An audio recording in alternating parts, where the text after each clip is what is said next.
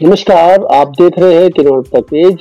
और आज का मौसम अगर देखा जाए तो पूरे किन्नौर में शाम के टाइम ठंड का मौसम रहा। और जिस प्रकार से मई का महीना जहां तपती धूप होना चाहिए, वहां पर बीते 2 दिनों के बाद आज मौसम फिर खराब हुआ है। और आंधी, तूफान, बारिश, ओले इस प्रकार से आज का मौसम देखने को मिल रहा है। तो ये जो नज़ारा है किन्नौर के अंदर में आज का मौसम, तूफान और तेज तूफान के साथ बारिश, और ये आप देख रहे हैं। और खूबसूरत नज़ारा जगहों का जहां पर आज हल्का बूंदाबांदी के साथ तेज तूफान को भी देखा गया। किन्नौर पेज से राम। नमस्कार।